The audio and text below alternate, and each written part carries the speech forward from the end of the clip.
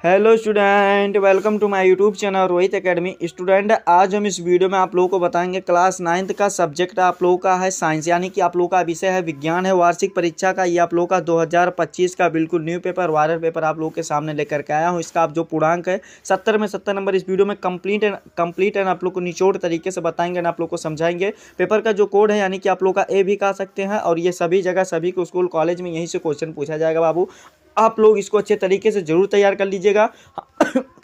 हाँ, आप लोगों के डिमांड पर ये पेपर का वीडियो बनाया जा रहा है, आप लोग इसको अंत तक जरूर देखिएगा। आप लोग इतना कमेंट कर दिए सर साइंस का पेपर क्लास 9th का लाइए, उसी के डिमांड पर ये पेपर का वीडियो बनाया जा रहा है। बस आप लोग अंत तक जरूर देखिएगा, और सभी के स्कूल कॉलेज में यहीं से क्वेश्चन पूछे जाएंगे, ये भी ध्यान में रख लीजिएगा। और खंड आ यहाँ से हमारा स्टार्ट होता है, जिसमें से बहुविकल्पीय प्रश्न दिया गया, यानी कि MCQ दिया गया, मल्टीपल चॉइस क्वेश्चन दिया गया, जिसमें बहुविकल्पीय प्रश्न खंड आप लोग का उपखंड का दिया गया, यानी कि फिजिक्स के पार्ट से आप लोग का भौतिक विज्ञान के पार्ट से आप लोग का क्वेश्चन दिया गया, जिसमें पहला क्वेश्चन प्यारा सा लवली सा पूछा गया है कि बल का एसआई मात्रक है, यानी कि बल का एसआई मात्रक क्या होता है हमें ये बताना, तो मीटर प्रति सेकंड स्क्वायर होता है। डी वाला ऑप्शन हमारा राइट हो जाएगा। फिर अगला क्वेश्चन दूसरा दिया गया, हमारे सौर परिवार में सभी ग्रह परिक्रमा करते हैं, यानी कि हमारे सौर परिवार में सभी ग्रह परिक्रमा करते हैं, तो इस कंडीशन में बताना है कि किसकी परिक्रमा करते हैं हमें ये बताना, तो सूर्य की, यानी कि आप लोग का सूर्य की, सी वाला ऑप्शन हमारा इसका राइट हो जाएगा। फिर अगला क्वेश्चन दिया गया, चंद्रमा का द्रव्यमान पृथ्वी की अपेक्षा कम है, यानी कि चंद्रमा का द्रव्यमान पृथ्वी की अपेक्षा कम है, तो किस कंडीशन कितना मतलब गुना कम है हमें ये बताना, तो 8 गुना कम है, यानी कि डी वाला ऑप्शन हमारा इसका भी सही हो जाएगा। फिर अगला क्वेश्चन 9वां दिया गया कि गुरुत्व स्थितिज ऊर्जा का सूत्र है, यानी कि गुरुत्व स्थितिज ऊर्जा का सूत्र क्या है हमें ये बताना है, तो इसका जो राइट आंसर हो जाएगा बाबू कौन सा हो जाएगा, mgh हो जाएगा। क्या हो जाएगा, mgh हो जाएगा। इसका मतलब वो तात्पर्य क्या होता है, अर्थ क्या होता है, m का मतलब बाबू आप लोग का होता है क्या होता है, मास होता है, और g का मतलब ग्रेविटी होता है, और h का मतलब हाइट होता है। ठीक है, ये हमारा लिख करके कंप्लीट हो जाएगा। ठीक, और फिर जो हमारा अगला 5वां क्वेश्चन दिया गया, तरंग दैर्घ्य यानी कि लैम्डा आवृत्ति n तथा तरंग की चाल v में संबंध है, यानी कि इसमें संबंध यानी कि रिलेटिव क्या होता है हमें ये बताना, तो 5 का जो राइट आंसर हो जाएगा बाबू हमारा सी वाला ऑप्शन राइट हो जाएगा। लैम्डा बराबर b/n हो जाएगा। ठीक है, हमारा कौन सा सही आंसर हो जाएगा, सी वाला ऑप्शन हमारा इसका सही हो जाएगा।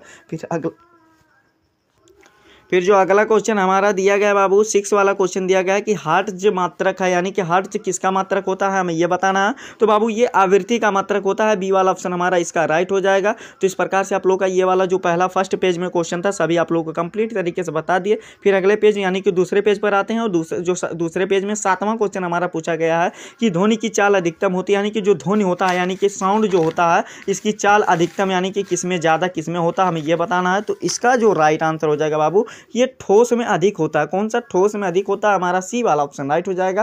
तो इस प्रकार से आप लोग का जो भौतिक विज्ञान यानी कि फिजिक्स के जो पार्ट से क्वेश्चन थे ये आप लोग का कंप्लीट है, आप लोग को निचोड़ तरीके से कंप्लीट हो गया। फिर आप लोग का उपखंड खा यहाँ से हमारा स्टार्ट होता है, जिसमें से रसायन विज्ञान के क्वेश्चन दिए गए यानी कि केमिस्ट्री के क्वेश्चन दिए गए। चलिए इसको भी आप लोग का आसान तरीके से समझा देते हैं, आप लोग को बता देते हैं। ठीक है, 8वां क्वेश्चन चलिए देख लेते हैं।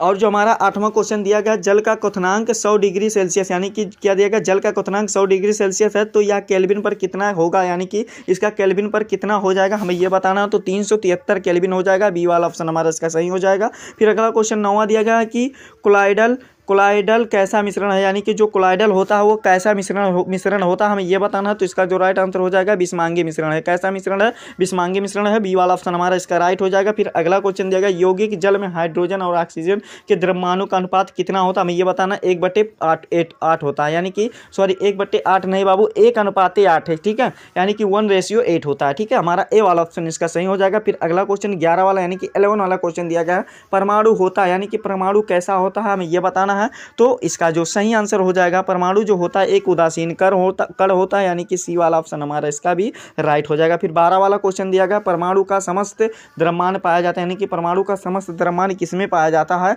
हमें ये बताना, तो प्रोटॉन और न्यूट्रॉन दोनों में पाया जाता है। डी वाला ऑप्शन हमारा इसका भी सही हो जाएगा। फिर अगला क्वेश्चन दिया गया, कक्षा में उपस्थित अधिकतम इलेक्ट्रॉनों के बोर बरी के किस सूत्र से दर्शाया जाता है हमें ये बताना, तो इसका जो सही आंसर हो जाएगा 2n² हो जाएगा। हमारा डी वाला ऑप्शन राइट हो जाएगा। इस प्रकार से आप लोग का केमिस्ट्री का पार्ट से भी क्वेश्चन एंड होते हैं, यानी कि समाप्त होते हैं। फिर आप लोग का उपखंड गा यहाँ से हमारा स्टार्ट होता है, जिसमें से आप लोग का जीव विज्ञान यानी कि बायोलॉजी के क्वेश्चन दिए गए हैं, जिसमें 14 वाला क्वेश्चन पूछा गया क्या कि गेहूं का रस्ट किसके द्वारा उत्पादन होता है हमें ये बताना है, तो इसका जो राइट आंसर हो जाएगा कवक के द्वारा उत्पादक होता है, यानी कि हमारा डी वाला ऑप्शन राइट हो जाएगा। फिर अगला क्वेश्चन दिया गया 15 वाला, माइटोकांड्रिया का संबंध है, यानी कि माइटोकांड्रिया किससे संबंधित होता है हमें ये बताना, तो इसका जो राइट आंसर हो जाएगा श्वसन से होता है। बी वाला ऑप्शन हमारा इसका राइट हो जाएगा। फिर अगला क्वेश्चन क्वेश्चन देख लेते हैं। 16 वाला क्वेश्चन दिया गया बाबू, कोशिका ऊर्जा संचित होती है, यानी कि कोशिका ऊर्जा किसमें संचित होती है, हमें ये बताना है। एटीपी में होती है। एटीपी का फुल फॉर्म क्या होता है ये भी जान लो, एडेनोसिन ट्राईफॉस्फोरस होता है। और जो एडीपी होता है एडेनोसिन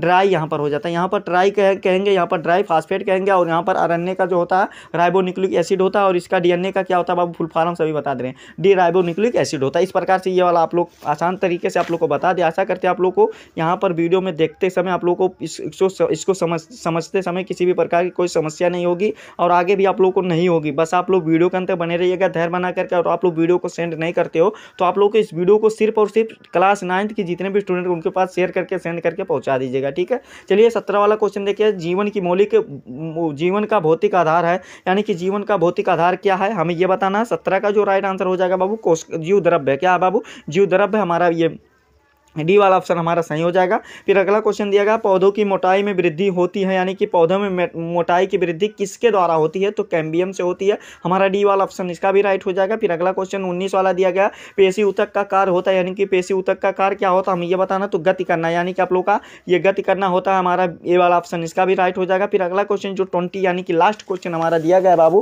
क्या दिया गया समझिएगा आप लोग। 20 वाला जो क्वेश्चन दिया गया, निम्नलिखित में से कौन सी हरी खाद है, यानी कि हरी खाद कौन सी होती है, तो ढैंचा होती है। क्या होती है, ढैंचा होती है। इस प्रकार से आप लोग का 20 नंबर लिख करके कंप्लीट होगा। और रही 50 नंबर की बात, उसको अभी आप लोग को कंप्लीट एंड आप लोग को निचोड़ तरीके से बताएंगे। बस आप लोग वीडियो के अंत तक बने रहिएगा। चलिए बिना देरी के अपने क्वेश्चन पर आते हैं। वर्णनात्मक प्रश्न यहाँ से हमारा स्टार्ट होता है, जिसमें से उपखंड का दिया गया है, यानी कि आप लोग का उपखंड का तो आप जानते होंगे फिजिक्स के क्वेश्चन देंगे। किसके रहेंगे, फिजिक्स यानी कि भौतिक विज्ञान पाठ के क्वेश्चन दिए गए, जिसमें लघुत्तरीय क्वेश्चन आप लोग का 4 नंबर का रहेगा, और एक दीर्घोत्तरीय क्वेश्चन रहेगा जो कि 6 नंबर का रहेगा। जिसमें पहला क्वेश्चन लघुत्तरीय क्वेश्चन के रूप में पूछा गया, प्यारा सा पूछा गया कि ध्वनि क्या है, यानी कि जो साउंड, व्हाट इज साउंड, यानी कि साउंड क्या है हमें ये बताना है, या कैसे उत्पन्न होती है, और आपके विद्यालय की घंटी ध्वनि कैसे उत्पन्न होती है, ठीक है। 4 नंबर का ये क्वेश्चन पूछा गया है।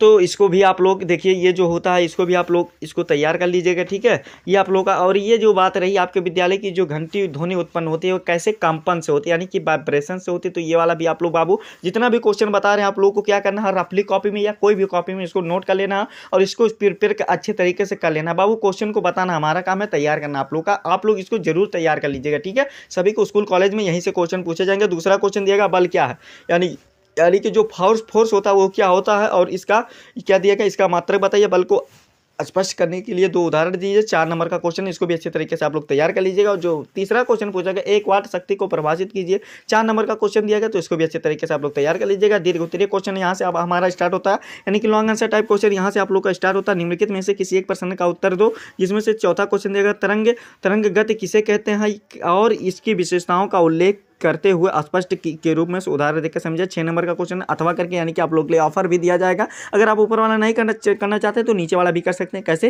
देखो, ध्वनि के गति के दूसरे नियम को लिखिए, और इसके आधार पर बल की परिमाणात्मक परिभाषा दीजिए तथा बल का मात्रक लिखिए। तो इसको भी अच्छे तरीके से तैयार कर लीजिएगा। उपखंड खा, यानी कि केमिस्ट्री के क्वेश्चन यहाँ से हमारा स्टार्ट होता है, जिसमें से लघुत्तरीय क्वेश्चन 5वां पूछा गया, क्या कि इलेक्ट्रॉन, प्रोटॉन, न्यूट्रॉन की खोज किसने की थी, और इन तीनों पर कितना कितना विद्युत आवेश होता है हमें ये बताना है। तो ये 4 नंबर का क्वेश्चन, इसको भी अच्छे तरीके से आप लोग तैयार कर लीजिएगा। यौगिक से आप क्या समझते हैं, यौगिकों की 2 विशेषताएं लिखिए, आप लोग इसको भी तैयार कर लीजिएगा, यानी कि जो कंपाउंड होता है वो क्या होता है, यानी कि हमें ये बताना है, ठीक है। फिर दीर्घोत्तरीय क्वेश्चन यहाँ से स्टार्ट होता है, बिलियन, यानी कि सोल्यूशन क्या है, और इसके 4 उदाहरण दीजिए। बिलियन के गुणधर्मों की भी उल्लेख कीजिए। 6 नंबर का क्वेश्चन अथवा करके दिया गया, रदरफोर्ड के परमाणु मॉडल का वर्णन कीजिए। तो ये भी अच्छे तरीके से बाबू आप लोग तैयार कर लीजिएगा। बहुत ही आसान क्वेश्चन है, आप लोग इसको कर सकते हो, 70 में 70 नंबर जरूर फिक्स कर सकें, ठीक है। आसान क्वेश्चन है, और आप लोग इसको अच्छे तरीके से जरूर तैयार कर लीजिए। क्वेश्चन को बताना हमारा काम है, तैयार करना आप लोग का। उपखंड खा यहाँ से हमारा यहाँ से हमारा स्टार्ट होता है, जिसमें से बायो के क्वेश्चन है, यानी कि बायोलॉजी के क्वेश्चन है, ठीक है। इसको भी आप लोग को आसान तरीके से निचोड़ तरीके से बता दे रहे हैं, आप लोग तैयार कर लीजिए। देखो, आसान क्वेश्चन क्या पूछा गया, लघुत्तरीय क्वेश्चन इसमें भी है। 8वां वाला पूछा गया, क्या कि कोशिका की खोज किसने की और कैसे की, 4 नंबर का क्वेश्चन, इसको भी तैयार कर लीजिए। यहाँ पर नंबरिंग में थोड़ा मिस्टेक है बाबू, 2 ही है। यहाँ पर देखो 9वां क्वेश्चन है, और यहाँ पर 10वां क्वेश्चन है। कोई बात नहीं, आप लोग समझदार हैं, समझ तो सकते हैं ना।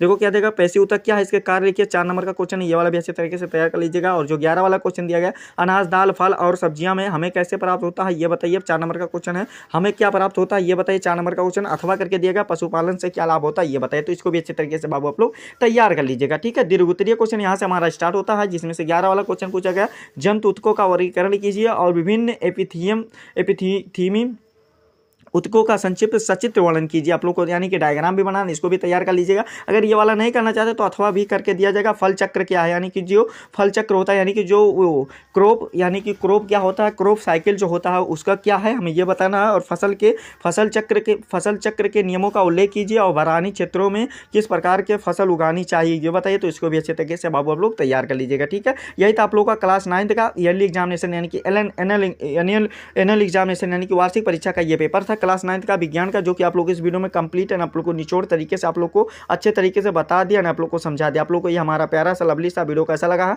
कमेंट करके जरूर बताएं। हाँ, अगर हमारे चैनल पर नए हो तो बाबू चैनल को सब्सक्राइब कर लीजिएगा और बेल आइकन को दबा दीजिएगा। और इस वीडियो को क्लास 9 के जितने भी स्टूडेंट हैं, आप लोग वीडियो को शेयर नहीं करते हो तो आप लोगों को इस वीडियो को क्लास 9 के जितने भी स्टूडेंट हैं उनके पास अधिक से अधिक जरूर शेयर करके पहुंचा दीजिएगा। ठीक है, चलिए हम आप लोगों से मिलते हैं नेक्स्ट वीडियो में नेक्स्ट टॉपिक के साथ। तब तक के लिए जय हिंद, जय भारत, वंदे मातरम।